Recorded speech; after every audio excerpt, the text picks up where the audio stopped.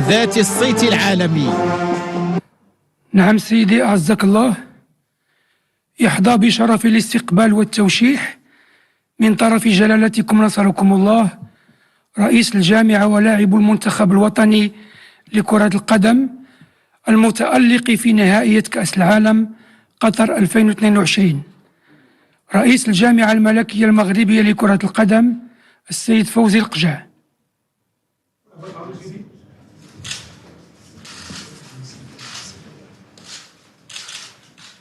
وسام العرش درجة قائد.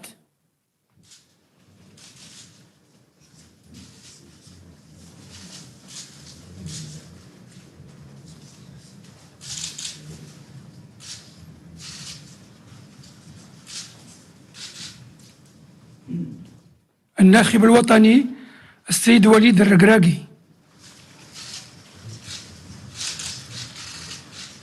استقبال الملكي لمدرب المنتخب الوطني وليد الركراكي الذي استطاع في زمن قياسي بضعة أشهر من تكوين فريق من اللاعبين يتمتع بالتماسك والروح القتالية.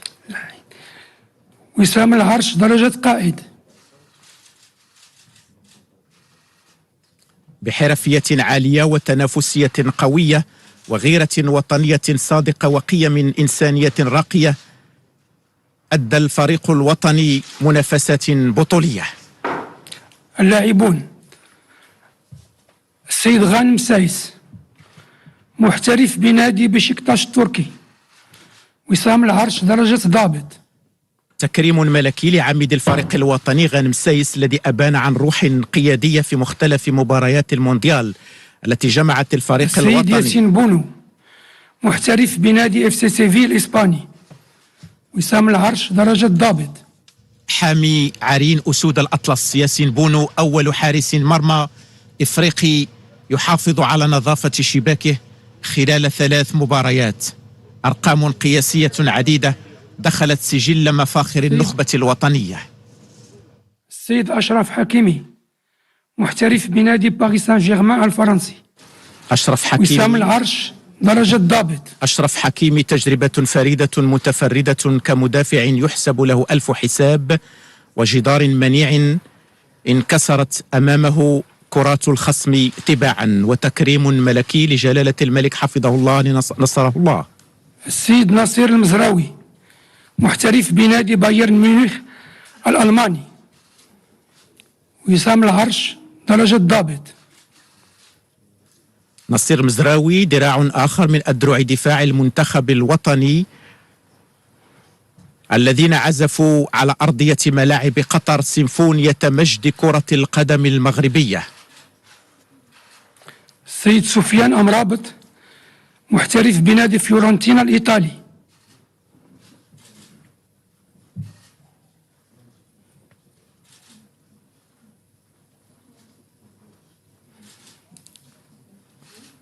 وسام العرش درجة ضابط.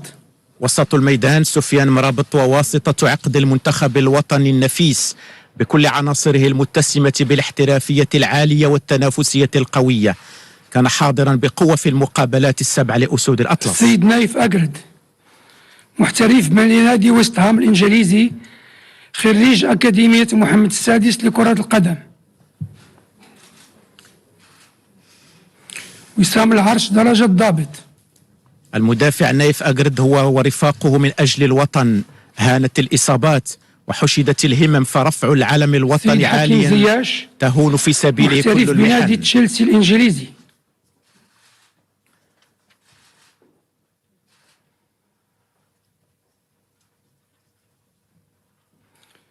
وسام العرش درجة ضابط. حكيم زياش ذو القدم اليسرى الذهبية والروح القتالية العالية، المؤمن حتى النخاع بأن النصر لا طعم له إلا تحت الراية الحمراء بالنجمة الخضراء. محترف بنادي أنجي الفرنسي، خريج أكاديمية محمد السادس لكرة القدم.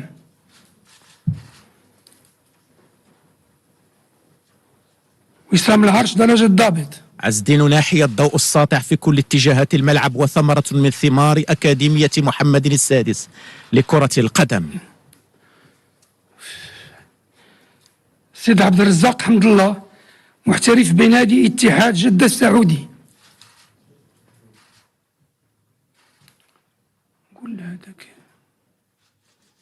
عبد الرزاق حمد الله إسهام وسام في العرش درجة صنع الضابط. لحظات مونديال 2022. السيد أنس زروري محترف بنادي بيرنلي الإنجليزي.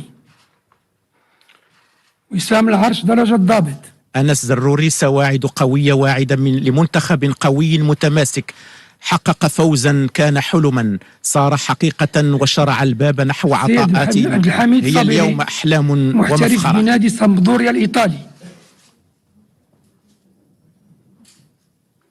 وسام العرش درجة الضابط. قصة نجاح كروية أخرى أضافت لسجلها صفحات مشرقة في مونديال قطر. السيد منير الكجوي محترف بنادي الوحدة السعودي.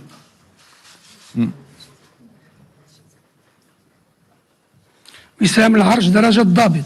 منير الكجوي شباك مرمى ملعب التمامة ستظل شاهدة على بلائه الحسن في مباراة المغرب ضد بلجيكا. محترف بنادي كوينز بارك رانجرز الإنجليزي.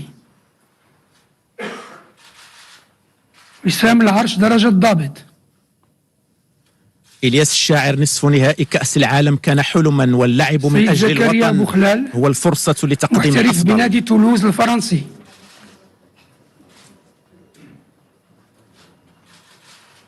وسام العرش درجة الضابط. زكريا بوخلال عزيمة وإرادة لمهاجم لا تفتر، وإن وصلت إلى شباك الخصم وحققت الهدف فالعود والمسير من جديد نحو الشباك هو الأمل. محترف بنادي ستاندارد دو ليج البلجيكي. وسام العرش درجة الضابط. سليم أملاح شغف قوي بالقميص الوطني وإرادة تتحدى الصعاب لتشريفه والشرف بارتدائه. الزلزولي محترف بنادي أوساسونا الإسباني.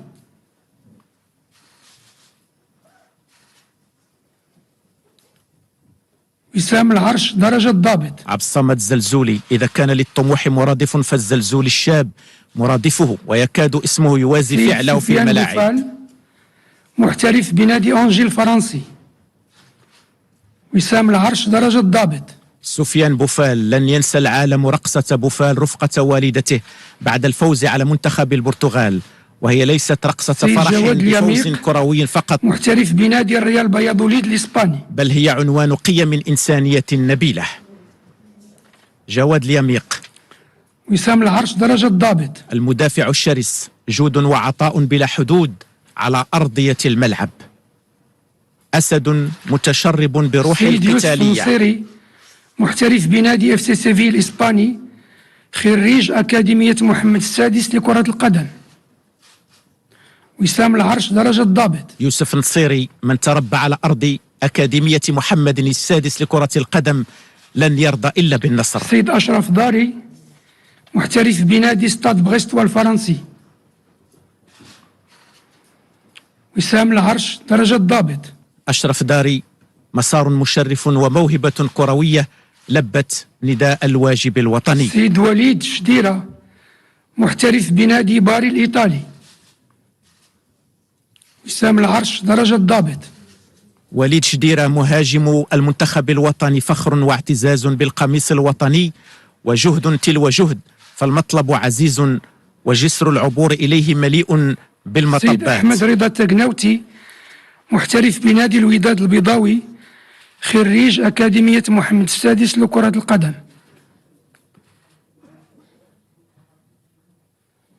وسام العرش درجة الضابط. أحمد رضا التقناوتي حارس بمؤهلات عالية، فالأرضية التي أنبتته هي أرضية أكاديمية محمد السادس لكرة القدم. محترف بنادي جانك البلجيكي.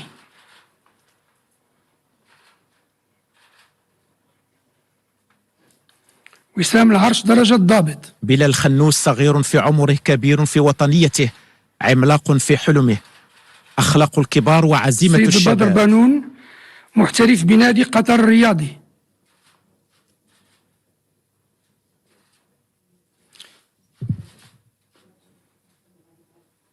وسام العرش درجة الضابط. بدر بانون احترافيته وأخلاقه العالية وقود وطنيته التي يضخها قلبه النابض بحب الوطن. محترف بنادي الوداد البيضاوي. وسام العرش من درجة الضابط. يحيى عطية الله الإدريسي لأن الهدف واحد وقبله الحلم واحد، فإن الموعد أصبح واحد أيضا، وعلى أرض واحدة تجسدت الإرادات. أخيرا السيد يحيى جبران، محترف بنادي الوداد البيضاوي.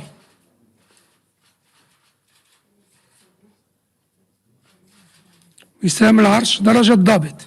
يحيى جبران من كل المشارب الكروية تشربوا، والتحمت الخبرة بالخبرة، وزادت الإرادة الكتيبة قوة، فالتألق أبدا لم يكن صدفة، هو عمل شاق ومسار طويل، لكن بنفس الإصرار والتحدي تحقق ما كان يبدو مستحيلا.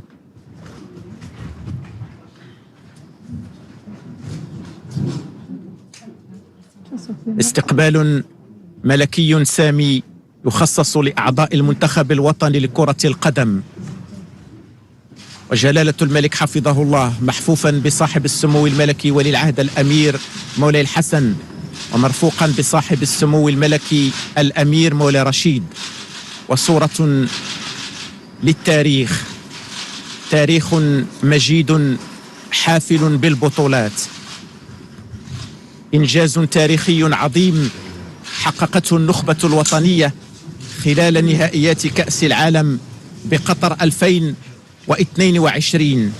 مسار متألق أبهر العالم، وأرقام قياسية دخلت السجل الذهبي لكرة القدم المغربية، ولن تكتمل صورة الفرح والاعتزاز هاته إلا بأمهات أنجبن رجالا أسودا حرص جلالة الملك حفظه الله على إشراكهن في هذه الملحمة الوطنية والصورة التذكارية، عربون اعتراف لما بذلنه في تربيتهم على الأخلاق العالية والإنسانية قبل الأخلاق الرياضية الكروية.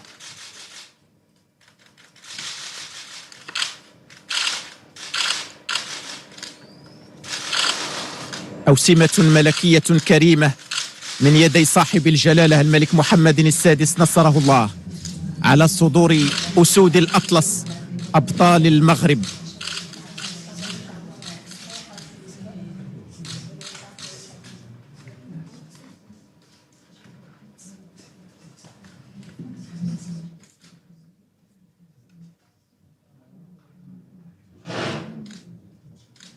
كرة القدم الوطنية قالت كلمتها في مونديال قطر 2022. العالم بكامله رأى وعشق المواهب المغربية، أسود الأطلس التي حاربت بندية أقوى وأعتى الفرق. لحظة للتاريخ يقدم خلالها أسود الأطلس إلى صاحب الجلالة الملك محمد السادس نصره الله تذكارا، تعبيرا منهم عن المحبة اللامشروطة والوفاء الدائم للعرش العلوي المجيد، والامتنان للرعاية والعناية الملكية السامية التي أحاط بها جلالة الملك حفظه الله أسود الأطلس طيلة منافسات كأس العالم بقطر 2022.